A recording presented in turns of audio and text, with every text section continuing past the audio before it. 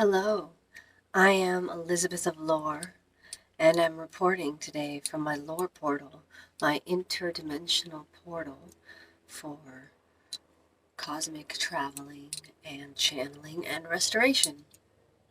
And today I'm going to share a few quick words about the nature of reality, specifically about reality and interdimensional shifting and about attachment.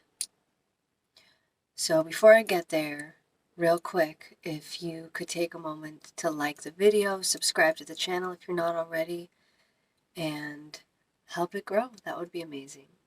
So let's get to it.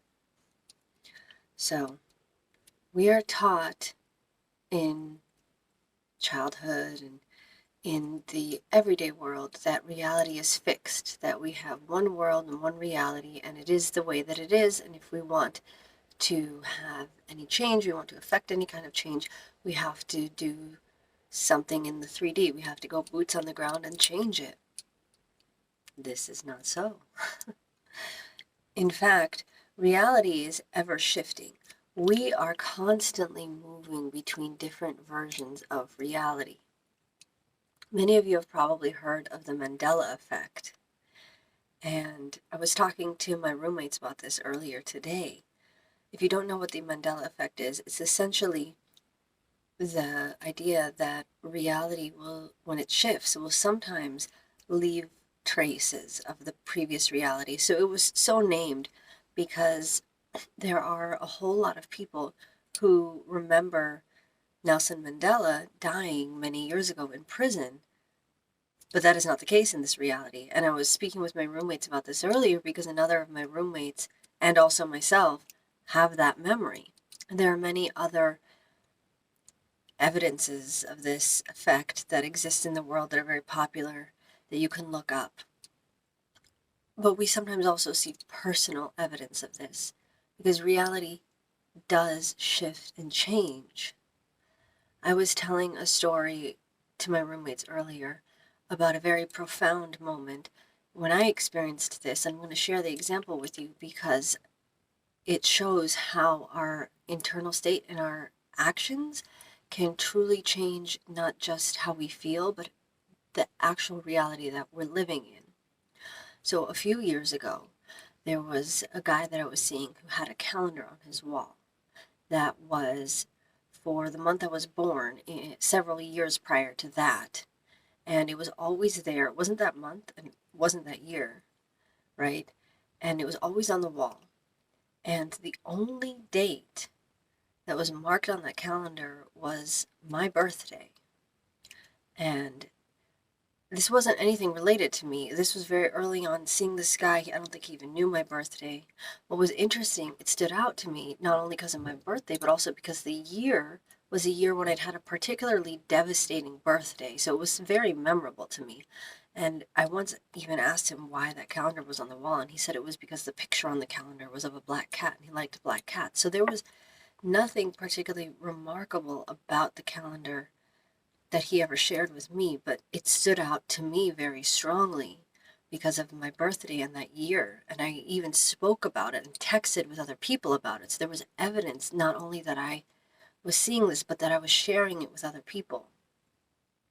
And then one day I had lunch with someone and we got in an argument. And I didn't behave the worst that I possibly could have in that argument, but I didn't behave the best that I could have either.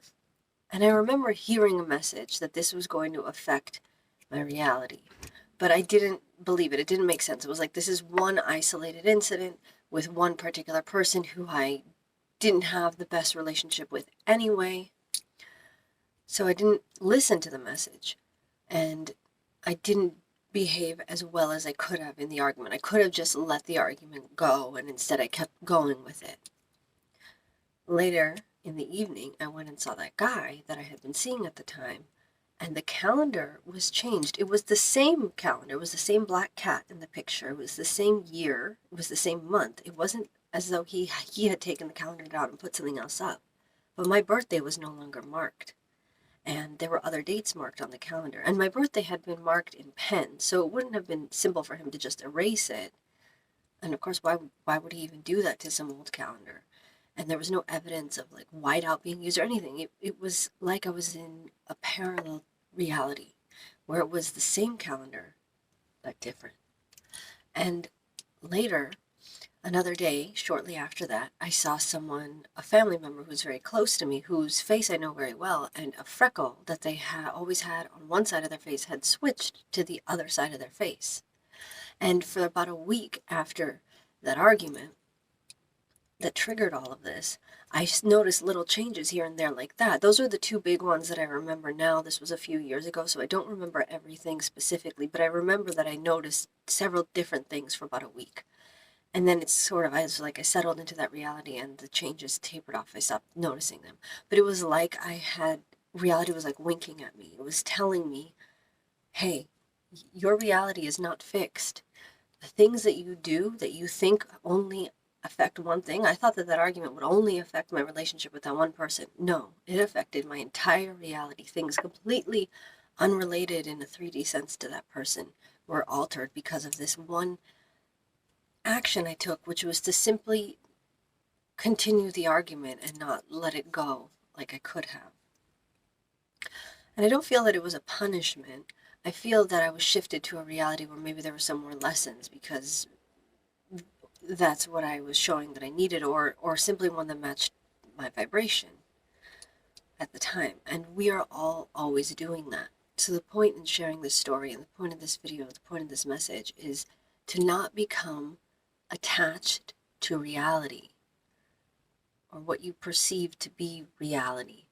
The more attached you become, the more you cement yourself into a version of events that you may not want.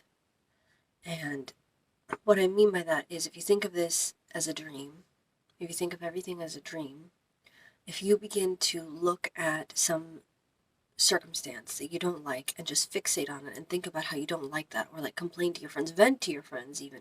We're taught often that venting is a good way to get our feelings out. But if you've ever noticed, when you vent, a lot of times you might feel better in the moment, but then later that situation is still a problem.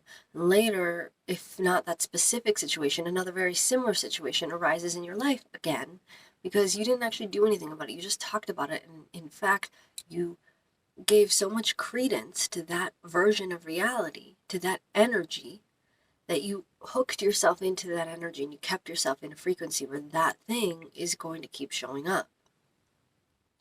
So that's what I mean by giving credence to something. If you are thinking or talking or complaining or venting or even trying to change something externally in your reality, what you're doing is you're giving it reality. You're giving it weight.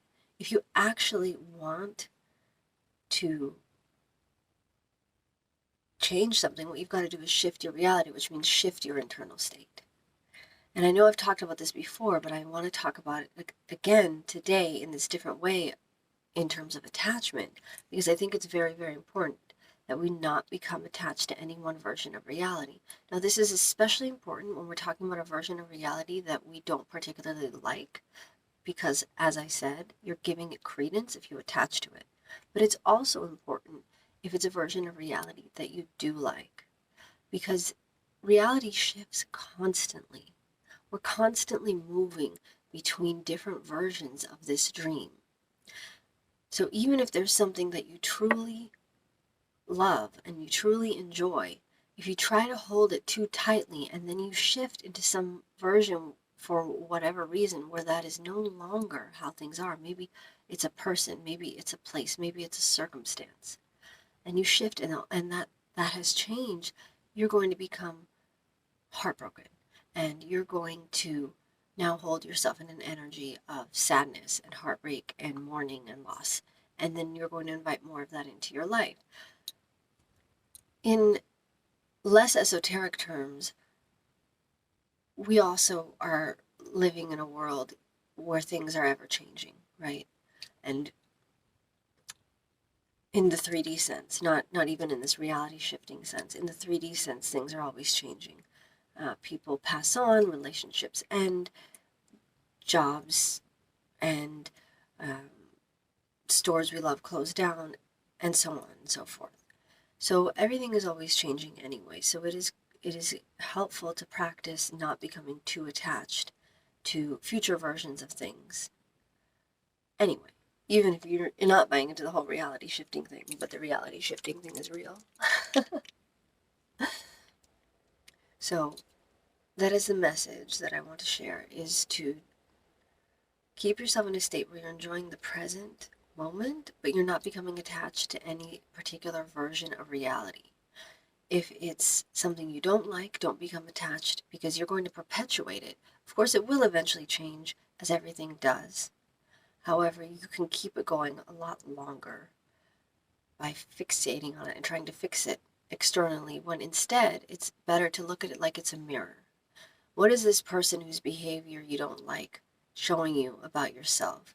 What is this situation, this political situation, triggering within you? What is it pointing to within you?